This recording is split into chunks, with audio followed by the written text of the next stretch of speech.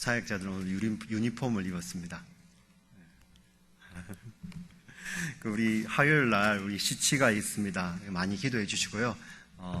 기도의 힘 대단합니다. 기도의 힘. 저를 보면 아시지 않습니까? 그래서 기도의 힘 대단하고요. 수요일 날 우리 광명식 우리 찬양 집회 정말 아깝습니다. 주변에 계신 분들에게 초청장 보내셔도 되고요. 우리 자녀들 그리고 주변에 있는 나이 드신 분도 같이 오셔가지고 저희들 같이 기쁜 찬양의 집회를 드리고 마친 후에 또 리프레시문이 준비되어 있습니다. 같이 친교도 하고 교제도 하는 귀한 시간 나누시면 좋겠습니다. 제가 기도하고 시작하겠습니다. 살아계신 하나님 아버지 참 감사합니다. 참 주님의 은혜입니다. 하나님이 무더운 여름날에도 하나님 우리 산부 예배를 기억하고 나와서 정말 하나님을 예배하며 찬송하며 어렵게 힘든 가운데에도 정말 이리 허벅지를 꼬집어가며 이렇게 쏟아지는 잠을 이겨내며 하나님의 말씀을 들으며 찬송하며 예배하는 것도 다 하나님의 은혜임을 고백합니다. 내 발로 온 것 같지만은 하나님 인도하셨고 내 의지로 앉아있는 것 같지만은 하나님 우리를 향하신 하나님의 놀라우신 구원의 완성 계획 가운데 저희들이 있음을 고백하며 이 시간에 또 느헤미야 말씀을 통해서 주시는 이 말씀이 하나님이 패역한 세대를 살아가는 힘이 되게 하여 주시고 하나님의 음성이 되시도록 주님 역사하여 주시옵소서. 주님께 모든 영광 돌리며 살아계신 예수님의 이름으로 기도합니다. 아멘. 지난 금요일부터 저희들 이제 이사를 했습니다. 이사를 여러분들 여러 번 하셔보시지 않습니까? 그래서 하다 보면은 금요일 시작하려면은 그 전부터 이렇게 짐도 준비해야 되고요. 또 이사가 그날 끝납니까? 짐은 오지만은 이렇게 여러 날을 이렇게 풀어야 됩니다. 참 고달픈 거죠. 그런데도 소망이 있는 것은 끝이 보이잖아요. 그죠?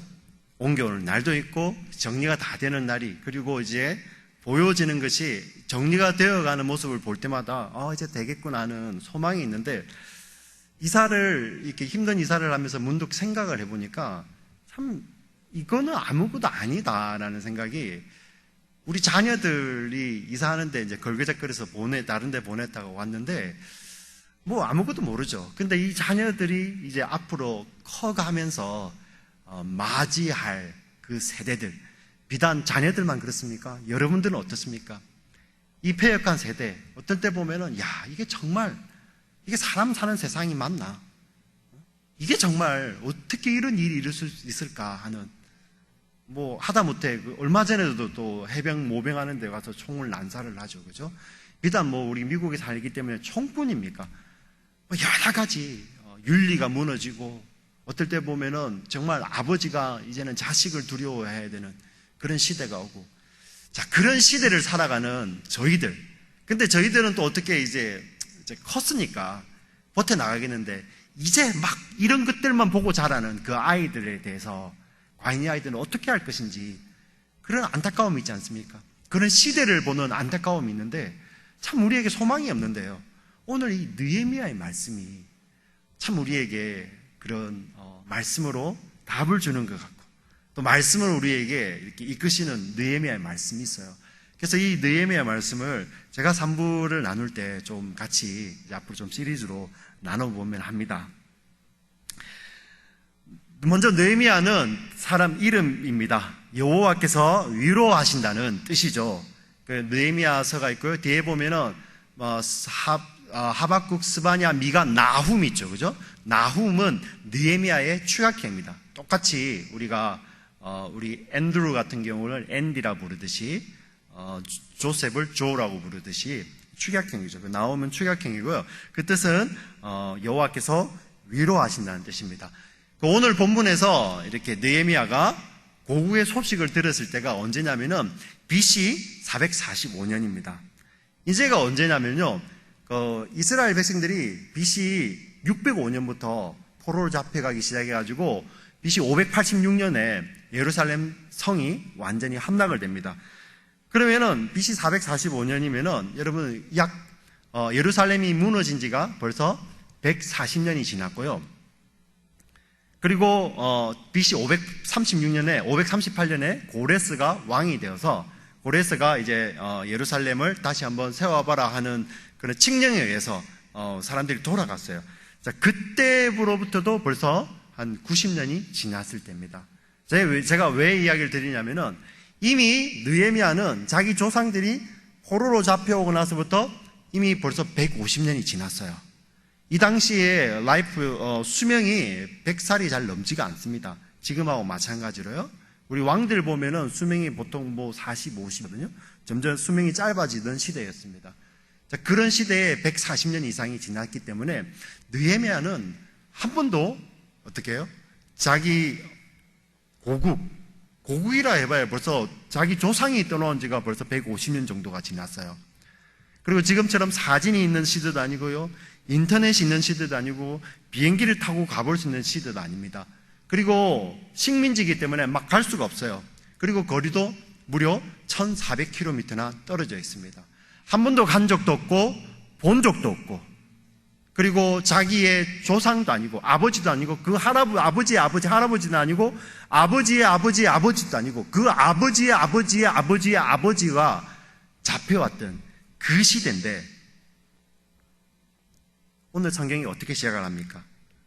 느헤미야가 예루살렘이 황폐해졌고 예루살렘 성벽이 어떻게 해요?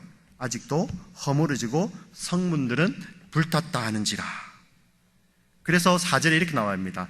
느헤미야가 이 말을 듣고 앉아서 울고, 성경은 이렇게 좀 가벼운 표현을 이렇게 썼지만은 정말 우리식 표현으로 이야기한다면은 땅바닥에 털썩 주저앉았어요. 억장이 무너진다고 하죠. 앉아서 털썩 주저앉아가지고 거기서 여자처럼, 바보처럼 엉엉 울어대는 것입니다. 느헤미야가. 여러분 한번 생각해 보십시오. 영화를 누리던 나라가 망했습니다.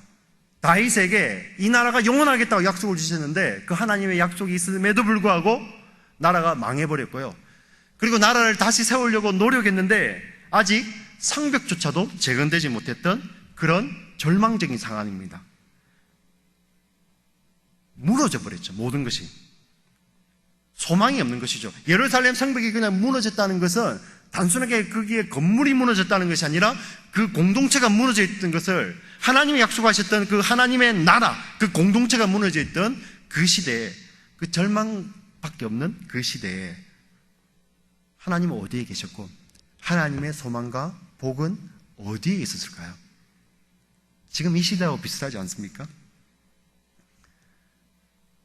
참 그 복을 찾기 쉽지 않죠. 그죠? 그런데 여러분 그거 아세요? 그 당시에 하나님은 마치 침묵하신 것 같고 어디 사방을 둘러봐도 다 대적밖에 없고 모든 것이 무너져 있는 그 시대에 하나님께서 허락하신 소망과 복은 어디에 있었냐면은 다름 아니라 그 느헤미야 자신에게 있었다는 것입니다. 그 시대를 향하여서 한 번도 가보지 않았던 자기 고국, 본 적도 없어요. 들은 적도 별로 없었겠죠. 그런데 그 무너진 성벽을 안고 털썩 주저앉아서 울고 있는 그 느헤미야가 바로 하나님께서 그 당시 그 시대를 위해서 준비하신, 예비하신 복이었던 것입니다. 예루살렘이 무너질 것이다, 무너질 것이다는 그 절망적인 그런 예언이 선포될 때 그 시대에 하나님은 어디에 계셨죠? 그 전능하신 하나님이 뒷짐지고 계신 것이 아니라 그 시대의 하나님의 복은 예루살렘에 무너질 것을 예언하며 선포하였던 그 예레미야에게 있었던 것입니다. 예레미야가 그 민족을 안고 가슴으로 껴안고 눈물로 기도하는 그 예레미야 그 자신에게 하나님의 복이 있었던 것입니다. 하나님의 백성들이 바벨론으로 포로잡고 그리고 그 나라가 바뀌어서 페르시아가 다스릴 때, 그때 하나님의 백성들이 출애굽했던 그 백성들이 다시 애국과 같은 곳에 와서 종로를 타고 있어요. 그 시대에 하나님의 복은 어디에 있습니까? 바로 그때에도, 포로로 잡혀온 그 시대에조차도 하나님의 말씀, 그 말씀을 붙들고 자기 백성을 향해서 중보하고 기도했던 다니엘에게 하나님의 복과 하나님의 소망이 거기에 있었던 것입니다. 바로 자신의 속한 자신의 민족의 죄악을 마치 자기의 죄악처럼, 느헤미야 기도, 예레미야의 기도, 다니엘의 기도 동일합니다. 주여, 나의 조상의 죄를 용서하여 주시옵소서. 그리고 나의 죄를 용서하여 주시옵소서. 다니엘은 어릴 때 포로를 끌려왔어요. 느헤미야는 본 적도 없습니다. 그런데 왜 그가 이 포로로 생활하는 것이 나의 죄라고 이야기를 합니까? 그런데 이렇게 민족을 끌어안고 중보하는 그 느헤미야, 예레미야, 다니엘이 하나님께서 그 시대에 준비하셨던 복이고 소망이었던 것입니다. 여러분, 우리도 마찬가지입니다. 세상은 날이 갈수록 악해져 갈 것입니다. 여러분, 제가 설명 안 드려도 너무 잘 알지 않습니까? 너무나도 황당한 일이 일어났죠. 너무나도. 올림픽에서 금메달을 몇 개나 땄던, 트라이애슬론에서 미국을 대표해서 금메달을 땄던 브루스 제너라는 사람이 남자 운동선수입니다. 근데 성전환을 해서 케이틀린 제너가 되고요. 그가 너무 좋다, 인커리지하는 간증을 하고 다니죠. 이런 시대입니다. 저희들은 그것을 구별할 수 있습니다. 그러나 어린 자녀들, 우리 아이들 보면은 이 아이들이 도대체 어떻게 무엇을 받아들일까?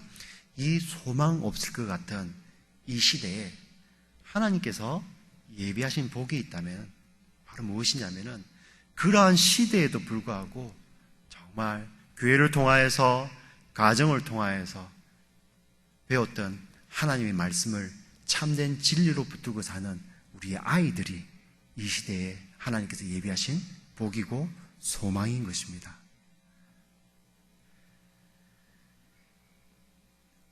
비단 그것이 우리 자녀들만 해결하면 되겠습니까? 자녀들뿐만 아니라 여기 자녀들도 앉아있지만은 우리 부모 세대도 마찬가지입니다. 우리 자녀들을 봤을 때는 부모들이 어떻게 보면은 경제적으로 작을 수 있죠.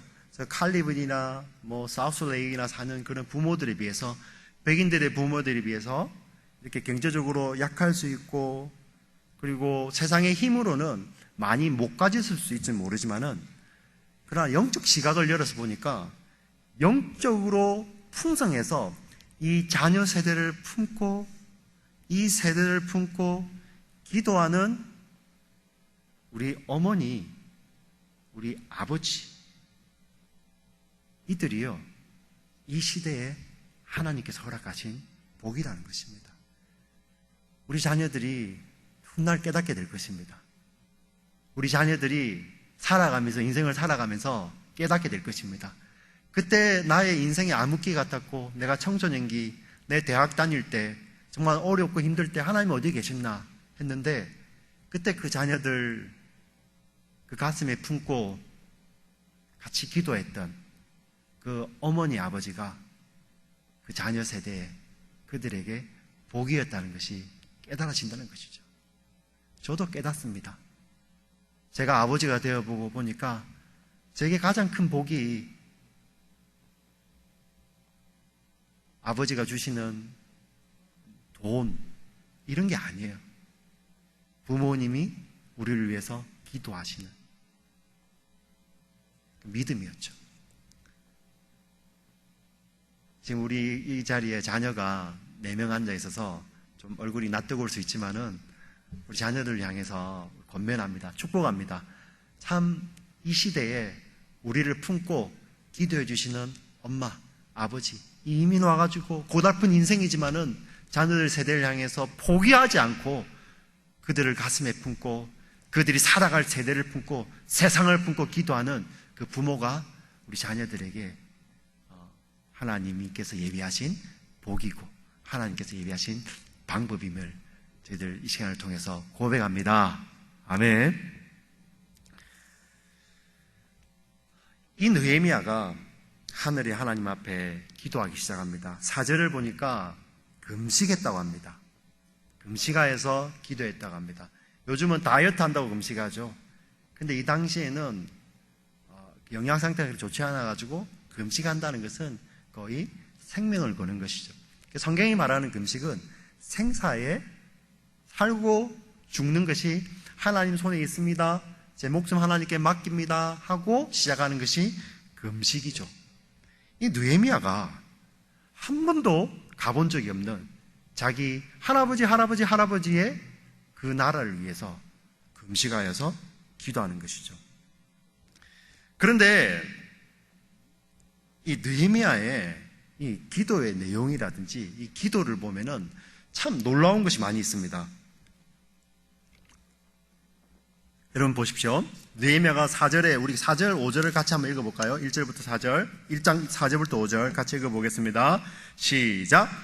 내가 이 말을 듣고 앉아서 울고 수일 동안 슬퍼하며 하늘의 하나님 앞에 금식하며 기도하여 이르되 하늘의 하나님 여호와 크고 두려우신 하나님이여 주를 사랑하고 주의 계명을 지키는 자에게 언약을 지키시며 긍휼을 베푸시는 주여 간구하나이다. 아멘.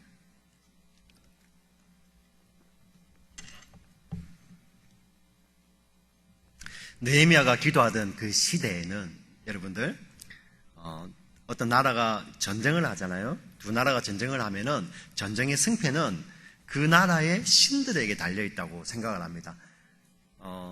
내가 몸이 가서 우리나라 백성들이 군인이 가서 싸우지만은 이기고 지는 것은 우리가 믿는 신이 강하냐 신이 약하냐 그렇게 생각하던 그 시대였어요.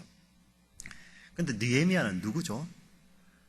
자기 150년 전에 자기 조상이 믿던 그 하나님이 계셨는데, 그죠? 근데 어떻게 바벨론하고 전쟁을 벌여서 완전히 패하고 완전히 망하해가지고 3번에 걸쳐서 침략을 당하고 다 끌려와가지고 포로로 살던 그 자들의 자손입니다. 그 당시 가치관은 어떻다고요? 우리가 나라끼리 전쟁을 할 때 이기는 것은 그쪽 신이 힘이 세야지 이기는 거예요. 우리가 졌다는 것은 우리 신이 힘이 약하다는 것입니다. 그런데 한 번도 예루살렘에 가보지 않았던, 그리고 그 땅에서 태어나가지고 그 땅에 있는 나는 음식을 먹고 자랐으며 지금 바사나라 페르시아의 관리 그리고 술관원이라는데 지금으로 따지면은 이제 경호실장 같이 되겠죠, 그죠? 그 당시에는 왕들의 암살이 많으니까 왕들은 늘 술 먹잖아요. 그것을 먼저 마셔보던 사람이죠. 책임지는 자입니다. 왕의 생명을 맡은 자입니다. 정말 높은 사람이죠. 그 페르시아에서 이런 높은 관원이 됐는데 이 사람이 어떻게 해요? 그 시대의 논리를 따라서 페르시아의 신에게 기도하는 것이 아니라 오늘 읽은 대로 하늘의 하나님, 우리 이스라엘을 구원하시는 여호와, 크고 두려운 여호와, 말씀을 지키는 하나님의 백성에게 언약적 사랑을 끊임없이 베푸시는 여호와께 기도합니다. 여러분, 우리는 이민의 삶을 살기 때문에 잘 압니다. 우리 자녀들에게 내가 지니고 있는 모국어를 계속 가르치는 것이 얼마나 힘든지 여러분 잘 아시지 않습니까? 그리고 부모 세대의 가치관을 우리가 이렇게 전수해 준다는 것이 쉬운 일이 아닙니다. 특별히 이민을 나온 사람들은 너무나 잘 압니다. 한국에 있을 때는 당연하게 한국어를 하는 것이 너무나도 당연하였는데 여기 와서 보니까 우리 자녀들이 영어 말고 한국어를 할 줄 안다는 것 자체가 부모의 어떤 노력으로도 잘 안 된다는 것을 여러분 잘 아시지 않습니까? 그런데 이 느헤미야가 어떻게 이런 기도를 할 수 있었겠습니까? 여러분 한번 생각해 보셨습니까? 근데 오늘 이 말씀을 묵상하다 보니까 참 소망이 생기더라고요. 이 말씀 속에서. 왜냐하면은 그 당시는 지금처럼 성경을 휴대하고 다니면서 성경을 읽을 수도 없고요. 우리 자녀들이 스마트폰에다 성경을 다운받아가지고 읽을 수도 없고 궁금하면 인터넷에다가 질문해서 들을 수도 없던 그런 시대에 한 번도 어떻게 보면 성경을 직접 눈으로 본 적이 없을 수도 있는 그 시대입니다. 포로로 잡혀가가지고. 그리고 그 당시에 사본이라는 것이 그냥 휴대에 다니면서 읽을 수 있는 것이 아니거든요. 겨우 가봐야 회당 정도에서 내가 열심을 내서 찾아가서 그걸 들어야 되는데, 그리고 그것은 아무나 볼 수 있는 것이 아니고 성경을 맡은 자들, 서기관들이나 랍비들만 그것을 성경을 할 수 있는 그 시대인데요. 어떻게 해요? 그때는 부모들이 외워서 그 성경을 자녀들에게 가르쳤습니다. 여러분 한번 보십시오. 우리가 아이들을 키우면서 우리 유년주일학교에서 이거 외우면 사탕 하나 줄게. 사실 그것이 어떨 때는 보면 이게 무슨 소용이 있을까 그런 생각이 들 수도 있습니다. 응? 밥 먹기 전에 성경 읽어라, 성경 외워라. 잘했다. 이게 무슨 힘이 있을까 하였는데, 여러분, 아이들에게 읽게 하고요, 외우게 하는 그 말씀이 능력이 있더라는 것입니다. 부모가 비록 포로 잡혀와서 있지만은 부모의 입을 통해서 전수되는 그 말씀이, 어떻게 보면은 그 부모가 그 말씀 한자 한절이 이게 막 살아있다는 것을 받겠습니까? 포로 잡혀있던 그 시대에. 그런데 그 말씀이 우리 아이들, 그 느헤미야의 그 10년 가운데 탁 자리를 잡아가지고 그 말씀이 그 느헤미야 인생의 방향을 결정해버리는 것입니다. 오늘 우리가 살아가는 저와 여러분들, 우리 부모 세대, 그리고 지금 살아있는 지금 우리 자녀들이 부모가 되겠죠, 그죠? 그리고 우리 자녀들이 지금 성경을 읽고 있지 않습니까? 이 말씀을 읽는 것이 무엇일까? 어떻게 보면 그냥 글인데, 그런데 그 말씀이요, 우리의 10년 가운데 자리를 잡아주니까 우리의 인생의 방향을 결정하는 그런 생명의 말씀이 되더라는 것입니다. 그래서 소망이 있는 거예요. 이게 말씀의 능력입니다. 저를 돌이켜보니까요, 정말 힘든 순간에 그 어린 시절에 그냥 아무 생각 없이 외웠던 그 말씀이 툭 튀어나와가지고 제 인생의 방향을 결정하고요, 정말 이렇게 힘들었고 어려운 시기에 정말 어떨 때는 어릴 때 의미도 모르고 그냥 중얼중얼 따라 불렀던 그 말씀을 노래하는 그 찬송이 우리 인생을 위로하더라고요. 여러분 그렇지 않습니까? 새벽에 일어나서 이렇게 도넛을 만들면서 캐셔를 하면서 어떨 때 보면 내가 하는 것이 이게 뭐지? 그런데 그때 정말 내가 다른 길로 갈 수도 있을 그 시대에 정말 내게 주어졌던 그 말씀이 내 10년 가운데 살아서 우리 인생의 방향을 결정하지 않습니까? 우리 자녀들 세대도 마찬가지입니다. 교회에서 뉴스 선생님이, 전도사님이 외워라 해서 했던 그 말씀이, 우리 부모가 같이 읽었던 그 말씀이 정말 위기의 순간에, 정말 내 인생의 방향을 결정해야 될 순간에 우리 말씀이 우리 인생의 방향을 결정하는 그런 놀라운 말씀이 된다는 것입니다. 그것이 바로 말씀의 힘인 것입니다.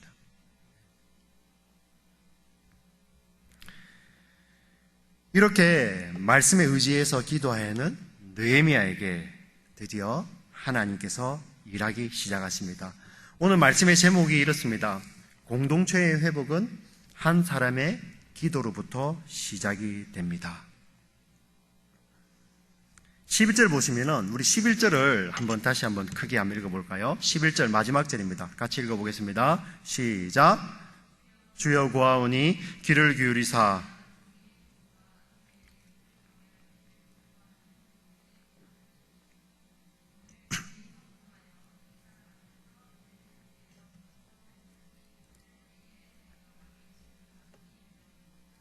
네. 11절 하반부에 보니까 은혜를 입게 하옵소서 하였나니 그때에 나와있죠. 느헤미야가 기도할 그때에 내가 왕의 술관원이 되었느니라. 기도할 때 그때에 내가 왕의 술관원이 되었다 이야기합니다. 사실 이 번역은 의역입니다. 왜냐하면 원문에 보면은 그때에 느헤미야가 하는 말이 그때 내가 이미 술관원이었어요. 느헤미야는 이때 벌써 술관원이었습니다. 그런데 무엇이냐면은 기도할 그때 하나님께서 이 의역을 했는데요, 이런 깨달음을 주시는 거죠. 하나님, 우리 민족을 살려주시옵소서.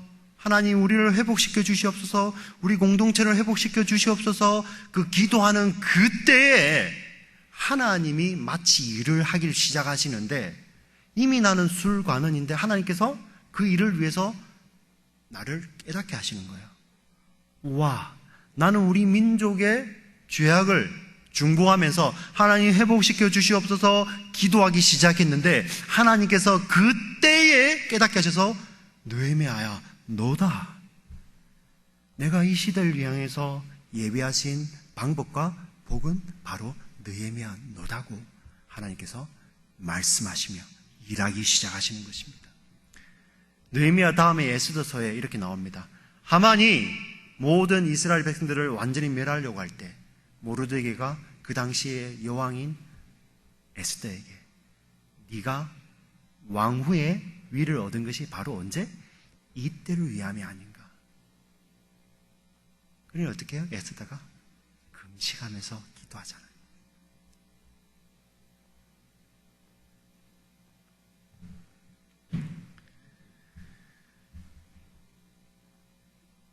여러분, 우리가 이 헐스트에 살고 있습니다. 교회가 있습니다.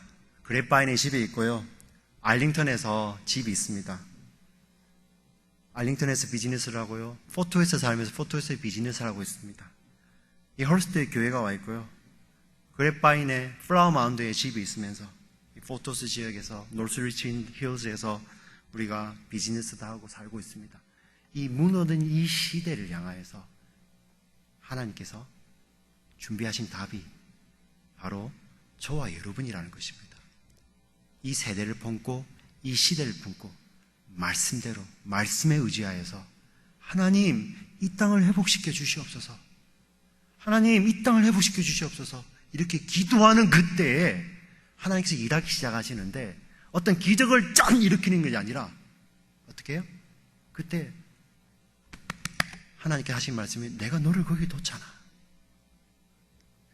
하나님 우리 무너진 가정, 하나님 무너진 교회를 세워주시옵소서, 하나님 누군가를 보내주시옵소서 그렇게 기도할 그때에 하나님 하신 말씀이 내가 이미 너를 거기에 뒀잖아.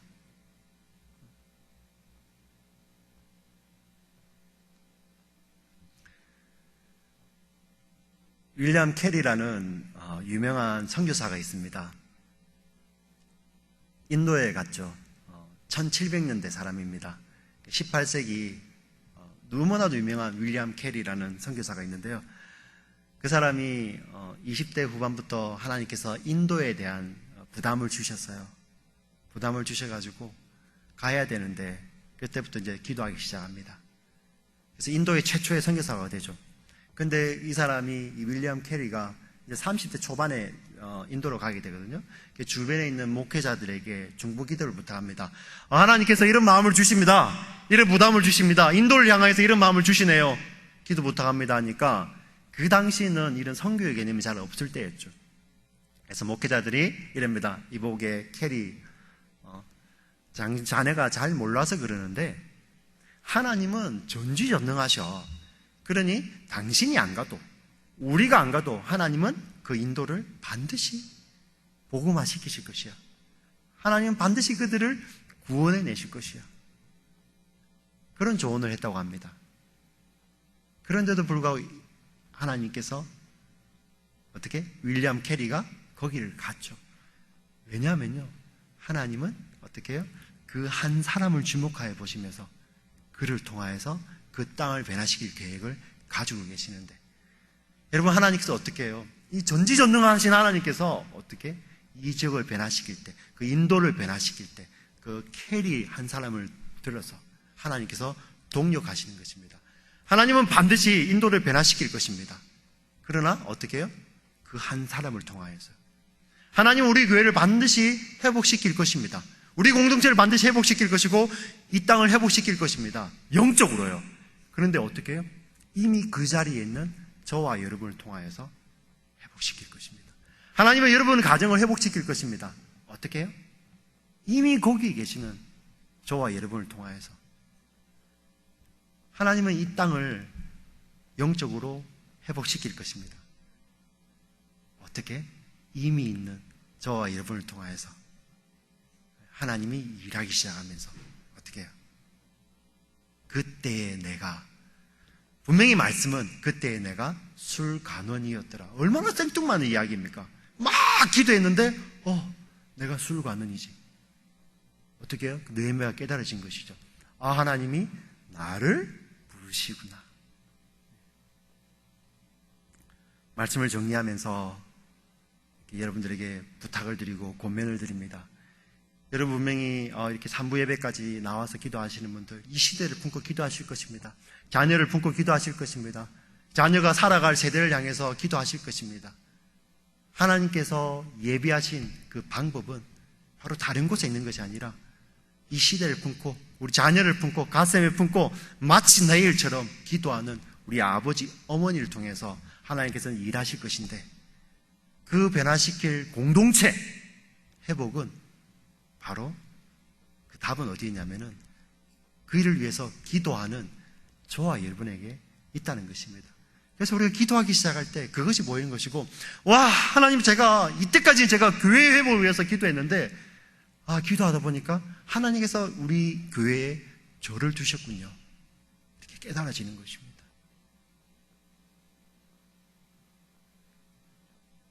한 사람의 기도가 공동체 회복의 시작입니다. 왜냐하면요, 하나님께서는 그 기도를 사용하셔서 하나님은 일하시기 시작하시기 때문입니다.